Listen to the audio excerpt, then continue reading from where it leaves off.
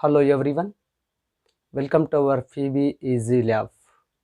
My good name is Parshuram Biradar. Today I am going to discuss with you present continuous tense. Present continuous tense is used to describe an ongoing action happening in present. ಅಪೂರ್ಣ ವರ್ತಮಾನ ಕಾಲವು ಈ ಸದ್ಯದಲ್ಲಿ ನಡೆಯುವ, ಈ ಕ್ಷಣದಲ್ಲಿ ನಡೆಯುವ, ಈ ದಿನಗಳಲ್ಲಿ ನಡೆಯುತ್ತಿರುವಂತಹ ಘಟನೆ ಹಾಗೂ ಕ್ರಿಯೆಗಳನ್ನು ಸೂಚಿಸುತ್ತದೆ. ಸೊ ಫಾರ್ ಎಕ್ಸಾಂಪಲ್ ಅನ್ನು ನೋಡೋಣ. ಮೊದಲನೇದಾಗಿ action happening now. Present continuous ಟೆನ್ಸ್ನಲ್ಲಿ ಕೆಲಸ ಈಗ ನಡೆಯುತ್ತಿರುತ್ತದೆ. ಸೊ ಅಂತಹ ಸಂದರ್ಭಗಳನ್ನು ಹೇಳ್ತೇವೆ. ನೋಡಿ ಏನು, they are playing cricket now. So ಅವರು ಈಗ ಕ್ರಿಕೆಟ್ ಆಡುತ್ತಿದ್ದಾರೆ ಅನ್ನುವಂಥದ್ದು. Next second one, longer actions in progress. So ಒಂದು ಕೆಲಸ ಬಹಳ ದಿನಗಳಿಂದ ನಡೆದುಕೊಂಡು ಬರ್ತಾ ಇರುತ್ತೆ, ಬಟ್ ಪ್ರೆಸೆಂಟ್ ನಡೀತಾ ಇರುತ್ತೆ. ಸೊ ಅಂತಹ ಸಂದರ್ಭಗಳನ್ನು ಪ್ರೆಸೆಂಟ್ ಕಂಟಿನ್ಯೂಸ್ ಟೆನ್ಸ್ನಲ್ಲಿ ನಾವು ಹೇಳಬೇಕಾಗುತ್ತೆ. ಸೊ ಫಾರ್ ಎಕ್ಸಾಂಪಲ್ ನೋಡಿ, she is teaching at private college. ಅವಳು ಖಾಸಗಿ ಕಾಲೇಜಿನಲ್ಲಿ ಈಸ್ ಟೀಚಿಂಗ್ ಅಂದರೆ ಕಲಿಸುತ್ತಿದ್ದಾಳೆ, ಆರ್ ಬೋಧಿಸುತ್ತಿದ್ದಾಳೆ ಅಂತ ಹೇಳ್ಬೋದು. ನೆಕ್ಸ್ಟ್ ಆ್ಯಕ್ಷನ್ಸ್ ಇನ್ ನಿಯರ್ ಫ್ಯೂಚರ್. ಇಲ್ಲಿ ಕ್ರಿಯೆ ಭವಿಷ್ಯತ್ತಿಗೆ ಹತ್ತಿರವಾಗಿರುತ್ತೆ, ಫ್ಯೂಚರ್ಗೆ. ಅಂತಹ ವಾಕ್ಯ ಏನಿರ್ಬೋದು ನೋಡಿ ಅಂತಂದರೆ, so I am going to the kabaddi match tonight. ನೋಡಿ, I am going to the kabaddi match. ನಾನು ಕಬಡ್ಡಿ ಪಂದ್ಯವನ್ನು ನೋಡಲು ಹೋಗುತ್ತಿದ್ದೇನೆ.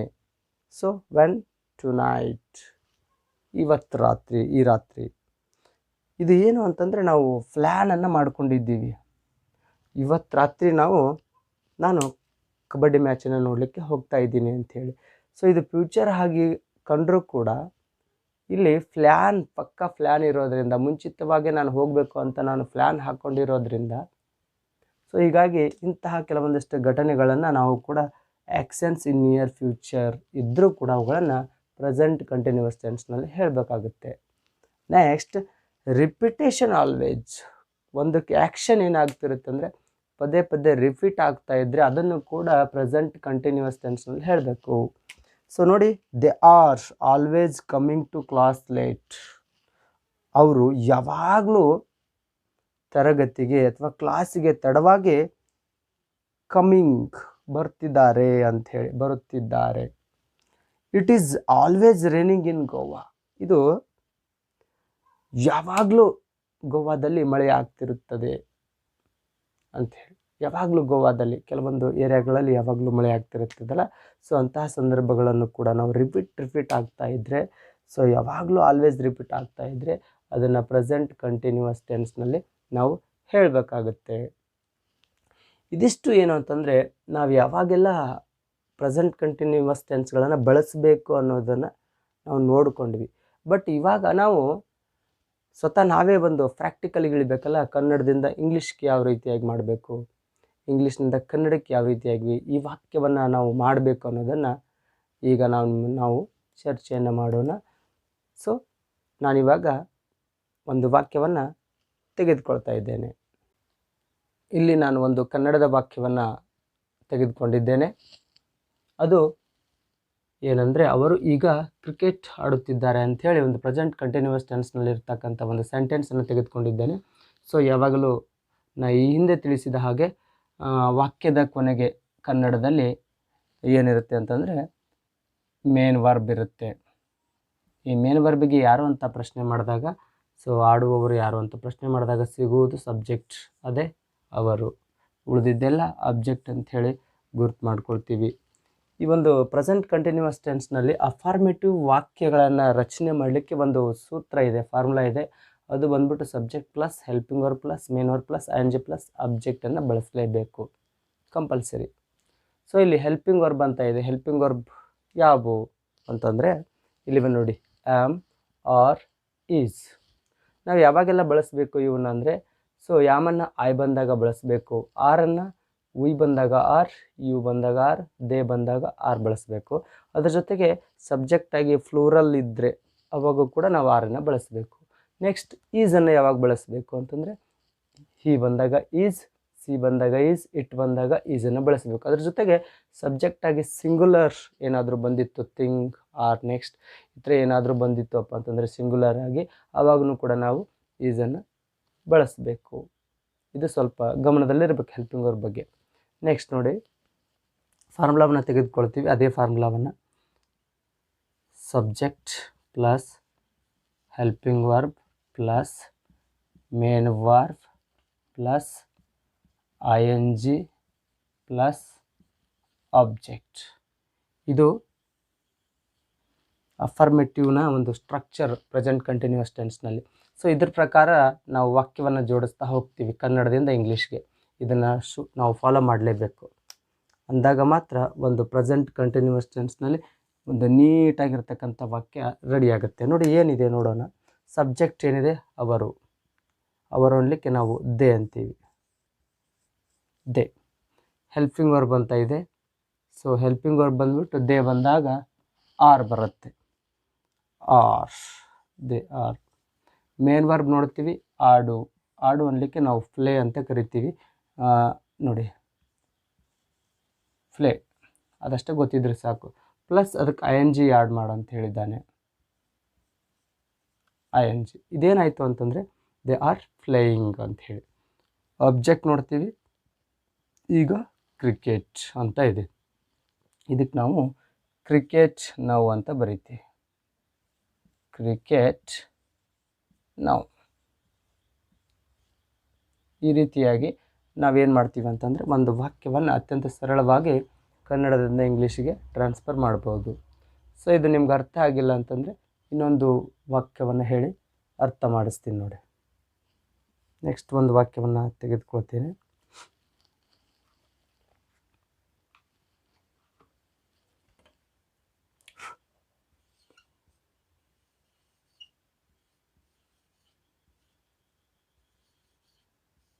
ಅವನು ಈಗ ಒಂದು ಚಲನಚಿತ್ರ ನೋಡುತ್ತಿದ್ದಾನೆ.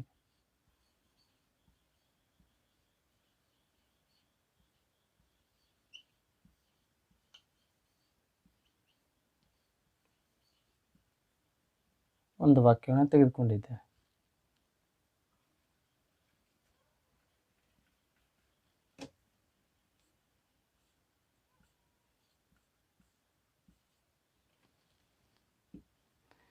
ಈ ವಾಕ್ಯದಲ್ಲಿ ನಾವು ಯಥಾಪ್ರಕಾರವಾಗಿ ಮೇಲೆ ತಿಳಿಸಿದಂತೆ ಗುರುತು ಮಾಡಿಕೊಳ್ಬೇಕು. ಯಾವಾಗಲೂ ವಾಕ್ಯದ ಕೊನೆಗೆ ಏನಾಗಿರುತ್ತೆ ಅಂದರೆ ಮೇನ್ ವರ್ಬ್ ಇರುತ್ತೆ ಕನ್ನಡದಲ್ಲಿ. ಸೊ ಅದಕ್ಕೆ ಯಾರು ಅಂತ ಪ್ರಶ್ನೆ ಮಾಡಿದಾಗ ಸಬ್ಜೆಕ್ಟ್ ಸಿಗುತ್ತೆ, ಉಳಿದಿದ್ದೆಲ್ಲ ಏನಾಗಿರುತ್ತೆ ಅಂದರೆ ಅಬ್ಜೆಕ್ಟ್ ಆಗಿರುತ್ತೆ ಅಂತ ಹೇಳಿದ್ದೆ. ಈಗ ನಾವು ಈ ಮೇಲೆ ತಿಳಿಸಿರುವಂತಹ ಆ ಫಾರ್ಮೇಟಿವ್ ಫಾರ್ಮುಲಾವನ್ನು ಫಾಲೋ ಮಾಡಬೇಕು. ಆ ಫಾರ್ಮುಲಾ ಬಂದ್ಬಿಟ್ಟು subject plus helping verb plus main verb plus ING plus object. So ನೋಡಿ, ಇವಾಗ ಈ ಪ್ರಕಾರವಾಗಿ ನಾವು ಅದನ್ನು ಟ್ರಾನ್ಸ್ಫರ್ ಮಾಡುತ್ತೇವೆ. ಸಬ್ಜೆಕ್ಟ್ ಬಂದ್ಬಿಟ್ಟು ಅವನು, ಅವನು ಅನ್ಲಿಕ್ಕೆ ಹಿ ಅಂತೀವಿ. ಹೆಲ್ಪಿಂಗ್ ವರ್ಬ್ ಅವನು ಬಂದಾಗ, ಹಿ ಬಂದಾಗ is, he's, he's. Main verb ಬಂದ್ಬಿಟ್ಟು ನೋಡು, ನೋಡು ಅನ್ಲಿಕ್ಕೆ ನಾವು ಸೀನು ಅಂತೀವಿ, ಲುಕ್ಕುನು ಅಂತೀವಿ, ವಾಚು ಅಂತೀವಿ. ಯಾವಾಗ ಅವುಗಳನ್ನು ಬಳಸ್ತೀವಿ, ಕನ್ಫ್ಯೂಸ್ ಮಾಡ್ಕೋಬೇಡ್ರಿ. ಜಸ್ಟ್ ತಕ್ಷಣಕ್ಕೆ ನೋಡಿದ್ವಿ ಅಂತಂದರೆ ಅದಕ್ಕೆ ಸಿ ಅಂತೀವಿ. ಸೊ ಫೈಂಡ್ ಔಟ್ ಮಾಡಿ ತೋರಿಸ್ಬೇಕು ಅಂತಂದರೆ ಅದಕ್ಕೆ ಲುಕ್ ಅಂತೀವಿ. ಸೊ ನಾವು ಅದನ್ನು ಗಂಟೆಗಟ್ಟಲೆ ನಿಮಿಷಗಟ್ಟಲೆ ಕುಂತು ನೋಡಿದ್ವಿ ಅಂತಂದರೆ ಅದಕ್ಕೆ ಅವಾಗ ನಾವು ವಾಚ್ ಅಂತ ಬಳಸ್ತೀವಿ. ಸೊ ಇಲ್ಲಿ ವಾಚ್ ಕರೆಕ್ಟಾಗಿ ನಾವು ಬರುತ್ತೆ, ಅದನ್ನು ಉಪಯೋಗಿಸ್ಬೇಕಾಗತ್ತೆ ನಾವು. Watch, he's watch plus ING ಹಚ್ಬೇಕು ಅದಕ್ಕೆ. ಈಗೇನಾಗುತ್ತೆ, ಇದು ವಾಚಿಂಗ್ ಪ್ಲಸ್ ಅಬ್ಜೆಕ್ಟ್. ಅಬ್ಜೆಕ್ಟ್ ಏನಿದೆ, ಈಗ ಒಂದು ಚಲನಚಿತ್ರ. ಸೊ ಒಂದು ಚಲನಚಿತ್ರ ಅನ್ಲಿಕ್ಕೆ ಎ ಮೂವಿ ಅಂತ ಕರಿತೀವಿ ಚಲನಚಿತ್ರಕ್ಕೆ ನಾವು, ಎ ಮೂವಿ. ಎ ಮೂವಿ, ಈಗ ನಾವು ನೋಡಿ ಅತ್ಯಂತ ಸರಳವಾಗಿ ಈ ಈಸ್ ವಾಚಿಂಗ್ ಎ ಮೂವಿ ಅಂತಂದರೆ ನಾವು ಅಂದರೆ ಅವನು ಈಗ ಒಂದು ಚಲನಚಿತ್ರ ನೋಡುತ್ತಿದ್ದಾನೆ ಅಂತ ಅರ್ಥ ಆಗುತ್ತೆ. ಸೊ ಈಗ ನಾವು ಈ ವಾಕ್ಯಗಳನ್ನು ನೆಗೆಟಿವ್ ಇಂಟ್ರಾಗೇಟಿವ್ WH ಕ್ವೆಶನ್ ಮತ್ತು ಟ್ಯಾಗ್ ಕ್ವೆಶನ್ ಹೇಗೆ ಮಾಡೋದಂತ ತಿಳಿದುಕೊಳ್ಳೋಣ. ಈ ಮೇಲೆ ತಿಳಿಸಿರುವಂತಹ ಒಂದು ವಾಕ್ಯವನ್ನು ಅಫರ್ಮೇಟಿವ್ ವಾಕ್ಯವನ್ನು ನಾವು ನೆಗೆಟಿವ್ ಆಗಿ ಮಾಡಿದ್ದೇವೆ ನೋಡಿ. ಸೊ ಅದೇನೆಂದರೆ ಅವರು ಈಗ ಕ್ರಿಕೆಟ್ ಆಡುತ್ತಿಲ್ಲ, ಪಾಸಿಟಿವಲ್ಲಿ ಆಡುತ್ತಿದ್ದಾರೆ ಅಂತಿತ್ತು, ಈಗ ಆಡುತ್ತಾ ಇಲ್ಲ ಅಂತ ಆಗುತ್ತೆ. ಸೊ ಇದನ್ನು ಕೂಡ ಮಾರ್ಕ್ ಮಾಡ್ತೀವಿ. ಇದು ಮೇನ್ ವರ್ಬ್ ಆಗುತ್ತೆ, ಇದು ಸಬ್ಜೆಕ್ಟ್ ಆಗುತ್ತೆ, ಇದು ಅಬ್ಜೆಕ್ಟ್ ಆಗುತ್ತೆ. ಆದರೆ ಅಫರ್ಮೇಟಿವ್ ಫಾರ್ಮುಲಾ ಅಫರ್ಮೇಟಿವ್ ವಾಕ್ಯಗಳನ್ನು ರಚನೆ ಮಾಡಲಿಕ್ಕೆ, ಆದರೆ ನೆಗೆಟಿವ್ ವಾಕ್ಯಗಳನ್ನು ರಚನೆ ಮಾಡಲಿಕ್ಕೆ ಸೊ ಅದಕ್ಕೆ ಅದರದೇ ಆದಂತಹ ಒಂದು ಸಪ್ರೇಟಾಗಿ ಫಾರ್ಮುಲಾ ಬರುತ್ತೆ. ನಾವು ಅದನ್ನು ಫಾಲೋ ಮಾಡಲೇಬೇಕು. ನೋಡಿ ಏನು ಫಾರ್ಮುಲಾ ಬಂದ್ಬಿಟ್ಟು subject plus helping verb plus not ಬರುತ್ತೆ ಇಲ್ಲಿ, plus main verb plus ING plus object ಬರುತ್ತೆ. ಸೊ ಇದನ್ನು ನಾವು ಫಾಲೋ ಮಾಡಬೇಕು.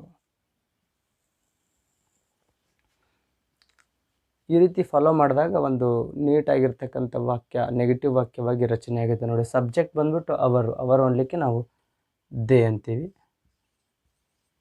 ದೇ. ಹೆಲ್ಪಿಂಗ್ ವರ್ಬ್ ದೇ ಬಂದಾಗ ಆರ್ ಬರುತ್ತೆ, ದೇ ಆರ್. ನಾಟಕ ನಾಟನ್ನು ಹಚ್ಚಬೇಕು. ಮೇನ್ ವರ್ಬ್ ಆಡು ಅನ್ಲಿಕ್ಕೆ ಅಷ್ಟೇ, ಪ್ಲೇ ಪ್ಲಸ್ ING ಆ್ಯಡ್ ಮಾಡಬೇಕು, ಅದು ಫ್ಲೇಯಿಂಗ್ ಅಂತ ಆಗುತ್ತೆ. ಪ್ಲಸ್ ಅಬ್ಜೆಕ್ಟ್, ಈಗ ಕ್ರಿಕೆಟ್ ಅಂತಿದೆ, ಕ್ರಿಕೆಟ್ ನಾವು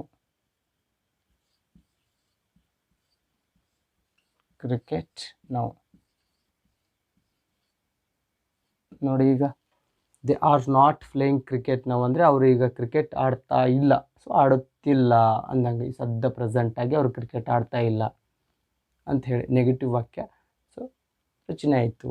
ಈಗ ನಾವು ಇಂಟ್ರಾಗೇಟಿವ್ ಹೇಗೆ ಮಾಡೋದು ಅಂತ ನೋಡೋಣ. ಇಂಟ್ರಾಗೇಟಿವ್, ಅವರು ಈಗ ಕ್ರಿಕೆಟ್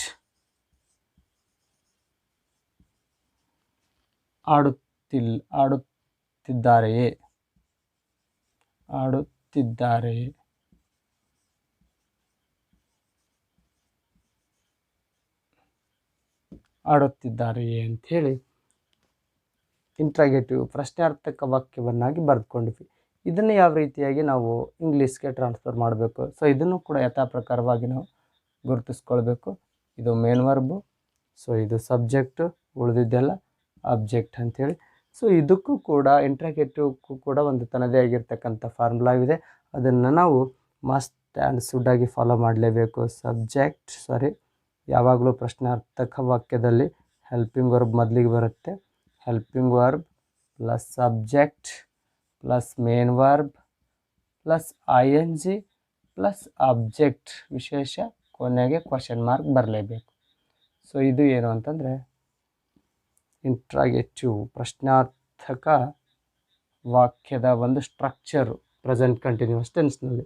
ಸೊ ಇದನ್ನು ನಾವು ಫಾಲೋ ಮಾಡೋಣ. ಈಗ ಹೆಲ್ಪಿಂಗ್ ವರ್ಬ್ ಬಂದ್ಬಿಟ್ಟು ಸಬ್ಜೆಕ್ಟ್ ಏನಿದೆ ದೇ ಇದೆ, ಸೊ ಹೆಲ್ಪಿಂಗ್ ವರ್ಬ್ ಬಂದ್ಬಿಟ್ಟು ಆರ್. ಯಾವಾಗಲೂ ಆರಂಭದ ಅಕ್ಷರವನ್ನು ಕ್ಯಾಪಿಟಲ್ನಲ್ಲೇ ಬರೀಬೇಕು. ಆರ್. ಸಬ್ಜೆಕ್ಟ್ ಬಂದ್ಬಿಟ್ಟು they, are they. Main verb ಆಡು ಅನ್ಲಿಕ್ಕೆ ಅಷ್ಟೇ, ಏನಂತೀವಿ, ಪ್ಲೇ ಅಂತೀವಿ, ING ಆ್ಯಡ್ ಮಾಡಬೇಕು, ಪ್ಲೇಯಿಂಗ್ ಆಗುತ್ತೆ. Are they playing. ಅಬ್ಜೆಕ್ಟ್ ಬಂದ್ಬಿಟ್ಟು ಕ್ರಿಕೆಟ್ ಈಗ, ಸೊ ಕ್ರಿಕೆಟ್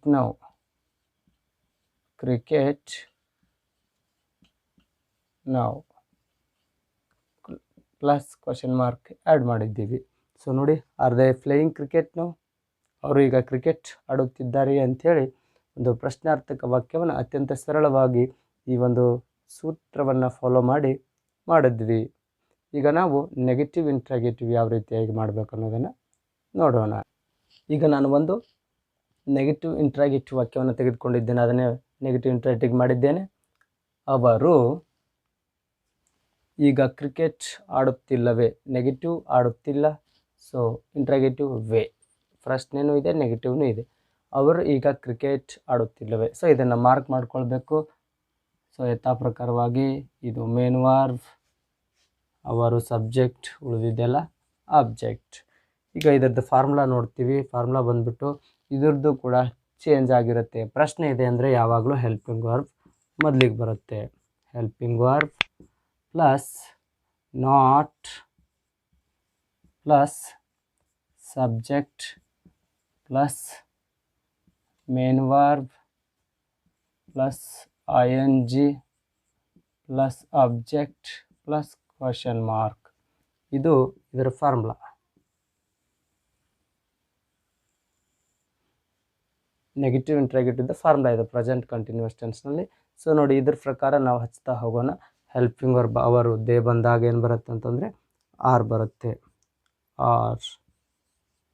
ಆರ್ ನಾಟಕ್ಕೆ ನಾಟ್ ಹಚ್ಚೋಕ್ಕಿಂತ ಮುಂಚೆ ನಾಟನ್ನು ಶಾರ್ಟ್ ಫಾರ್ಮ್ನಲ್ಲಿ ಹಚ್ಚಬೇಕು. ಸಬ್ಜೆಕ್ಟ್ಗಿಂತ ಮುಂಚಿತವಾಗಿ ಹಚ್ಚುವಾಗ ಆರಂಟ್ ಅಂತ ಆಗುತ್ತೆ. ಈಗ ಸಬ್ಜೆಕ್ಟ್ ನೋಡ್ತೀವಿ, ದೇ, ಅವರು. ಸೊ ಇದನ್ನು ದೇ ಅಂತ ಬರಿತೀವಿ. Aren't they. ಮೇನ್ ವರ್ಬ್ ಆಡು ಅನ್ಲಿಕ್ಕೆ ಪ್ಲೇ ಪ್ಲಸ್ ING ಹಚ್ಚಬೇಕು. ING. Aren't they playing. Object ನೋಡ್ತೀವಿ, ಈಗ ಕ್ರಿಕೆಟ್ ಅಂತ ಇದೆ, ಕ್ರಿಕೆಟ್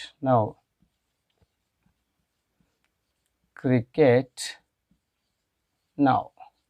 ಪ್ಲಸ್ ಕ್ವಶನ್ ಮಾರ್ಕ್, ಕೊನೆಗೆ ಕ್ವಶನ್ ಮಾರ್ಕ್ ಹಾಕಬೇಕು. ನೋಡಿ, ಆರಂಟ್ ದೇ ಪ್ಲೇಯಿಂಗ್ ಕ್ರಿಕೆಟ್ ನಾವು ಅಂದರೆ ಅವರು ಈಗ ಕ್ರಿಕೆಟ್ ಆಡುತ್ತಿಲ್ಲವೇ ಅಂತ ಅಂದ ಹಾಗೆ. ಅತ್ಯಂತ ಸರಳವಾಗಿ ನಾವು ನೆಗೆಟಿವ್ ಇಂಟ್ರಾಗೇಟಿವ್ ವಾಕ್ಯವನ್ನು ಕನ್ನಡದಿಂದ ಇಂಗ್ಲೀಷ್ಗೆ ಮಾಡ್ಬೋದು ಈ ಫಾರ್ಮುಲಾವನ್ನು ನಾವು ಬಳಸ್ಕೊಂಡು. ನೆಕ್ಸ್ಟ್ ಈಗ WH ಕ್ವಶನ್ ಯಾವ ರೀತಿ ಹೇಗೆ ಮಾಡೋದು ನೋಡಿ. WH question. ಸೊ ಅವರು, ಸೊ ಇದು ಸ್ವಲ್ಪ ಏನಾಗಿರುತ್ತೆ ಅಂತಂದರೆ ಆ ಪ್ರೇಮ್ ಕ್ವಶನ್ಗೆ ಹತ್ರ ಆಗಿರುತ್ತೆ. ಈಗ ಇದನ್ನು ಗೆರೆ ಎಳೆದು ನಾವು ಕೊಟ್ಟಿರ್ತಾರೆ ಫ್ರೇಮ್ ಕ್ವಶನ್ನಲ್ಲಿ, ಗೆರೆ ಎಳೆದ ಪದವನ್ನು ಪ್ರಶ್ನೆ ಬರೋ ಹಾಗೆ ಮಾಡಬೇಕು ಅಂಥೇಳಿ. ಸೊ ಹಾಗೆ ನಾವಿಲ್ಲಿ ಅಬ್ಜೆಕ್ಟ್ ಮೇಲೆ ಕ್ವಶನ್ ಮಾಡೋಣ. ನೋಡಿ ಯಾವ ರೀತಿಯಾಗಿ ಮಾಡೋಣ ಅಂತಂದರೆ, ಅವರು ಈಗ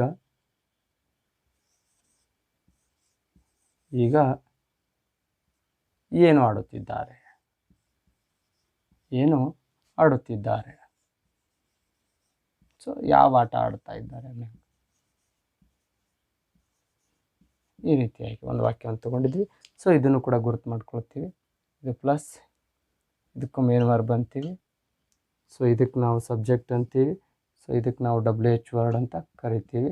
ಇದನ್ನು ನಾವು ಅಬ್ಜೆಕ್ಟ್ ಕಾಂಪ್ಲಿಮೆಂಟ್ ಅಂತ ಕರಿತೀವಿ. ಸೊ ನೋಡಿ, ಇದರದ್ದು ಒಂದು ಫಾರ್ಮುಲಾ ಬೇರೆಯೇ ಇದೆ. ಏನು ಫಾರ್ಮುಲಾ ಬಂದ್ಬಿಟ್ಟು, ಇಲ್ಲೇನು ಕೂಡ ಯಾವಾಗಲೂ WH ಕ್ವಶನ್ನಲ್ಲಿ WH ವರ್ಡ್ ಆರಂಭದಲ್ಲೇ ಬರುತ್ತೆ. ಪ್ಲಸ್ ಅದಾದ ನಂತರ ಹೆಲ್ಪಿಂಗ್ ವರ್ಬ್ ಬರುತ್ತೆ, ಪ್ಲಸ್ ಸಬ್ಜೆಕ್ಟ್ ಬರುತ್ತೆ, plus main verb, plus ING, plus object. ಪ್ರಶ್ನೆ ಇರೋದರಿಂದ ಕೊನೆಗೆ ಪ್ರಶ್ನಾರ್ಥಕ ವಾಕ್ಯ ಬರಲೇಬೇಕು, ಚಿಹ್ನೆಯನ್ನು ಹಚ್ಚಲೇಬೇಕು ನಾವು ನೋಡಿ. ಸೊ ಇವಾಗ ಇದ್ರ ಪ್ರಕಾರ ಹಚ್ತಾ ಹೋಗ್ತೀವಿ. WH ವರ್ಡ್ ಏನಿದೆ, ಏನು ಅಂತ ಇದೆ. ಏನು ಅನ್ಲಿಕ್ಕೆ ವಾಟ್ ಅಂತ ಕರಿತೀವಿ. ವಾಟ್ ಸಬ್ಜೆಕ್ಟ್ ನೋಡ್ರಿ, ಅವರು ಇದೆ. ಸೊ ಹೀಗಾಗಿ ಹೆಲ್ಪಿಂಗ್ ವರ್ಬ್ ಏನು ಬರುತ್ತೆ ಅಂತ ಹೇಳಿದ್ದೆ, ವಾಟ್ ಆರ್ ಬರುತ್ತೆ. What are. ಸಬ್ಜೆಕ್ಟ್ ಬಂದ್ಬಿಟ್ಟು ಅವರು ಅನ್ಲಿಕ್ಕೆ they, what are they. Main verb ಆಡು ಅನ್ಲಿಕ್ಕೆ so play. So ING playing plus object. ಸರಿ ಅಬ್ಜೆಕ್ಟ್ ಕಾಂಪ್ಲಿಮೆಂಟ್. ಇದು OC ಅಂತ ಆಗುತ್ತೆ. ಇಲ್ಲಿದೆ ನೋಡಿ, OC. ಸೊ ನಮಗೆ ಅಬ್ಜೆಕ್ಟ್ ಕ್ವಶನ್ ಆಗಿದೆ ಇವಾಗ. ಸೊ ಅಬ್ಜೆಕ್ಟ್ ಕಾಂಪ್ಲಿಮೆಂಟ್ ಬಂದ್ಬಿಟ್ಟು ಈಗ ನಾವು ಪ್ಲಸ್ ಕ್ವಶನ್ ಮಾರ್ಕ್. ನೋಡಿ, what are they playing now. ಅವರು ಈಗ ಏನು ಆಡುತ್ತಿದ್ದಾರೆ ಅಥವಾ ಏನನ್ನು ಆಡುತ್ತಿದ್ದಾರೆ ಅಂಥೇಳಿ. ಈ ರೀತಿಯಾಗಿ ನಾವೇನು ಮಾಡ್ಬೋದು ಅಂತಂದರೆ, ಒಂದು ವಾಕ್ಯವನ್ನು ಅತ್ಯಂತ ಸರಳವಾಗಿ WH ಕ್ವಶನನ್ನಾಗಿ ಮಾಡಬಹುದು. ಪ್ರೇಮ್ ಕ್ವಶನ್ನು ಕೂಡ ಇದೇ ಒಂದು ಮಾದರಿಯಲ್ಲೇ ಇರುತ್ತೆ. ಸೊ ಈಗ ನಾವು ಯಾವ ರೀತಿಯಾಗಿ ಕ್ವಶನ್ ಟ್ಯಾಗನ್ನು ಮಾಡಬೇಕು ಅನ್ನೋದನ್ನು ಕಲಿಯೋಣ. ನಾವು ಯಾವ ರೀತಿಯಾಗಿ ಮಾಡಬೇಕು ಅನ್ನೋದನ್ನು ಇವಾಗ ನೋಡೋಣ. ಒಂದು ವಾಕ್ಯವನ್ನು ನಾನು ತೆಗೆದುಕೊಂಡಿರ್ತೇನೆ. ಇದಾಗಲೇ ನಾವು ಬರೆದಿರುವಂಥ ವಾಕ್ಯವನ್ನು, ದೇ ಆರ್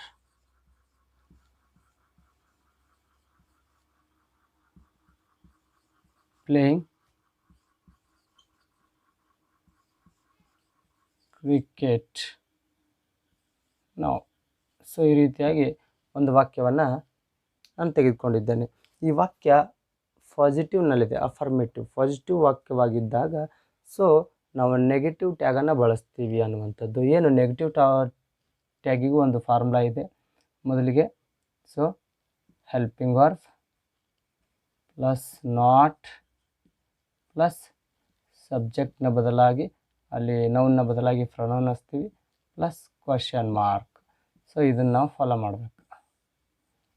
ನೋಡಿ ಹೆಲ್ಪಿಂಗ್ ವರ್ಬು.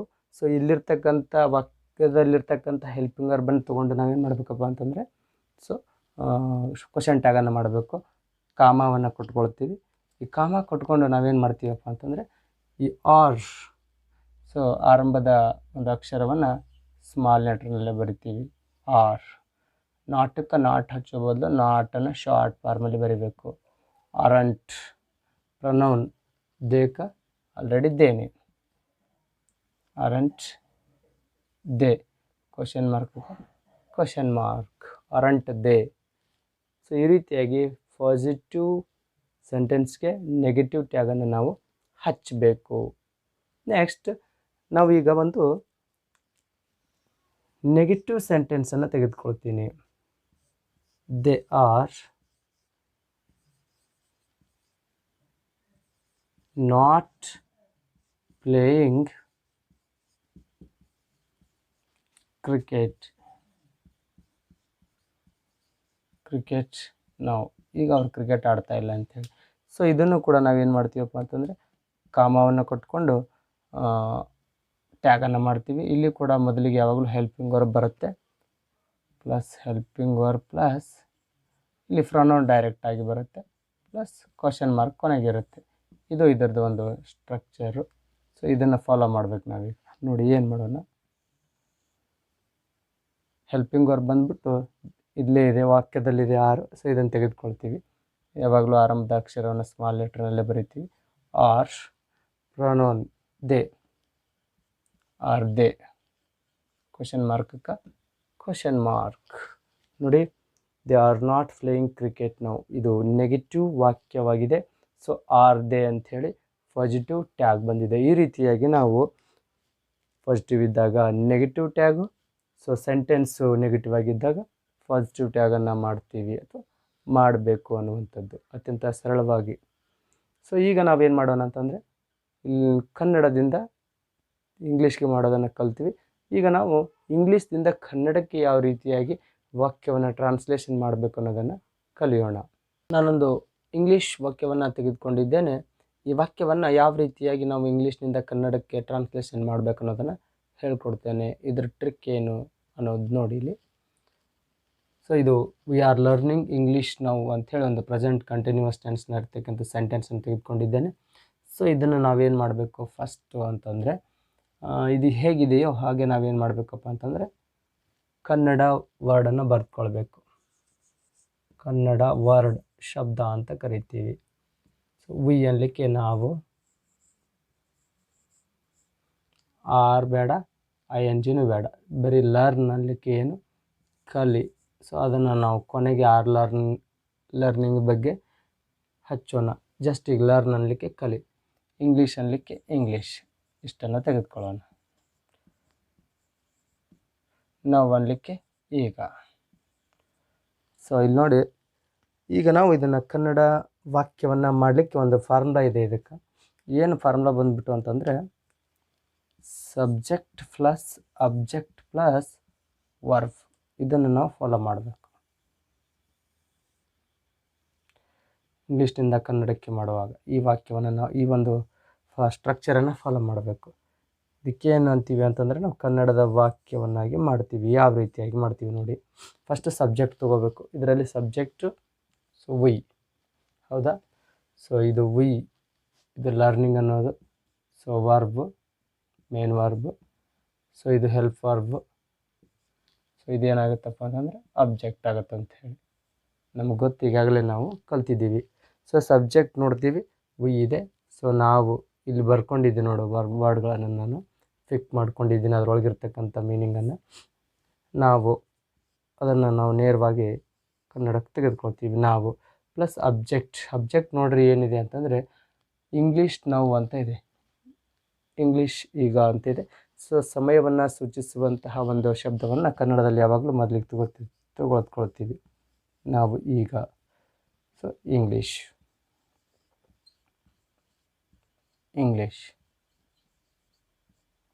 ನಾವು ಈಗ ಇಂಗ್ಲೀಷ್, ಇದು ಆಬ್ಜೆಕ್ಟ್ ಕ್ಲೋಸ್ ಆಯಿತು. ವರ್ಬ್ ನೋಡ್ತೀವಿ, ಕಲಿ ಅಂತ ಇದೆ ನೋಡಿ. ಇಲ್ಲಿ ವಿ ಬಂದಾಗ ಅದು ತಿದ್ದೇವೆ ಅನ್ನೋದ್ರಿಂದನೇ ಏನಾಗಬೇಕಪ್ಪ ಅಂತಂದ್ರೆ ಎಂಡ್ ಆಗಬೇಕು, ಆ ರೀತಿಯಾಗಿ. ಸೊ ಕಲಿಯುತ್ತಿದ್ದೇವೆ, ಈ ರೀತಿಯಾಗಿ ತಿದ್ದೇವೆ, ಅದಕ್ಕೆ ಬರೆದುಕೊಂಡಿದ್ದೀನಿ ಅಲ್ಲಿ ಮೇಲ್ಗಡೆ, ಕಲಿಯುತ್ತಿದ್ದೇವೆ. ಈ ರೀತಿ ಏನಾಗಬೇಕಪ್ಪ ಅಂತಂದ್ರೆ ಎಂಡ್ ಆಗಬೇಕು. ನಾವು ಈಗ ಇಂಗ್ಲೀಷ್ ಕಲಿಯುತ್ತಿದ್ದೇವೆ ಅಂಥೇಳಿ ಅತ್ಯಂತ ಸರಳವಾಗಿ ಇಂಗ್ಲೀಷ್ನಿಂದ ಕನ್ನಡಕ್ಕೆ ನಾವೇನು ಮಾಡಿದ್ವಪ್ಪ ಅಂತಂದರೆ ವಾಕ್ಯವನ್ನು ಟ್ರಾನ್ಸ್ಲೇಷನ್ ಮಾಡಿದ್ವಿ. ಸೊ ಇನ್ನೊಂದು ವಾಕ್ಯವನ್ನು ಈಗ ನಾವು ನೋಡೋಣ. ಇನ್ನೊಂದು ಇಂಗ್ಲೀಷ್ ವಾಕ್ಯವನ್ನು ತೆಗೆದುಕೊಂಡಿದ್ದೇನೆ. ಸೊ ಇದನ್ನು ಕೂಡ ನಾವೀಗ ಯಾವ ರೀತಿಯಾಗಿ ಇಂಗ್ಲೀಷ್ನಿಂದ ಕನ್ನಡಕ್ಕೆ ವರ್ಗಾಯಿಸೋಣ ನೋಡಿ. ಮೊದಲಿಗೆ ಗುರ್ತು ಮಾಡ್ಕೊಳ್ತೀನಿ, ಇದು ಸಬ್ಜೆಕ್ಟು, ಸೊ ಇದು ವರ್ಬು, ಸೊ ಉಳಿದಿದ್ದೆಲ್ಲ ಆಬ್ಜೆಕ್ಟ್ ಅಂಥೇಳಿ ನೋಡಿ. ಈ ರೀತಿಯಾಗಿ ನಾವು ಗುರುತು ಮಾಡ್ಕೊಂಡ್ವಿ. ಸೊ ಇದನ್ನು ನಾವು ಕನ್ನಡ ಶಬ್ದವನ್ನು ಫಿಕ್ ಮಾಡೋಣ ಇದರೊಳಗಿಂದ. ಆಯ್ ಅಂದರೆ ನಾನು,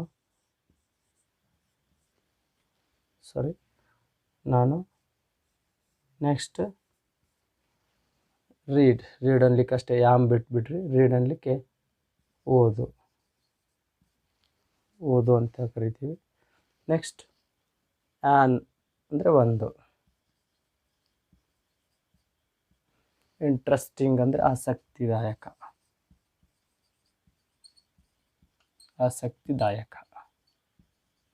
ಸ್ಟೋರಿ ಅಂದರೆ ಕತೆ, ಬುಕ್ ಅಂದರೆ ಪುಸ್ತಕ,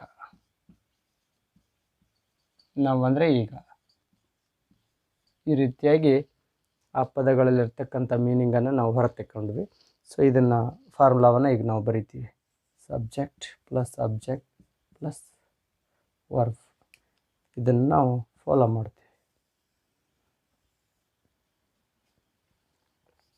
ಕನ್ನಡ ವಾಕ್ಯ ಯಾವ ರೀತಿ ಆಗುತ್ತೆ?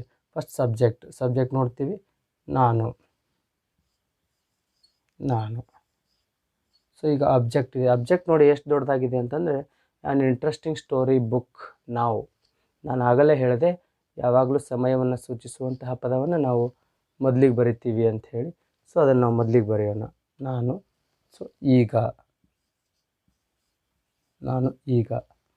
ಸೊ ನಾನು ಈಗ ಅಬ್ಜೆಕ್ಟ್. ನೆಕ್ಸ್ಟ್ ಏನು ಉಳಿತು? ಯಾನ್ ಇಂಟ್ರೆಸ್ಟಿಂಗ್ ಸ್ಟೋರಿ ಬುಕ್. ಸೊ ಇದೆಲ್ಲ ಸೇರಿಕೊಂಡು ಸೊ ಒಂದು ಮೀನಿಂಗ್ ಕೊಡುತ್ತೆ ನೋಡಿ.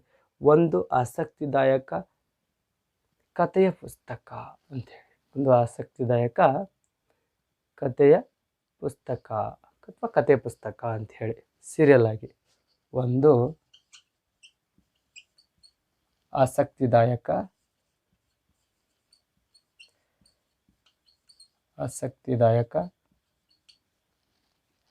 ಸ್ಟೋರಿ ಬುಕ್, ಕಥೆಯ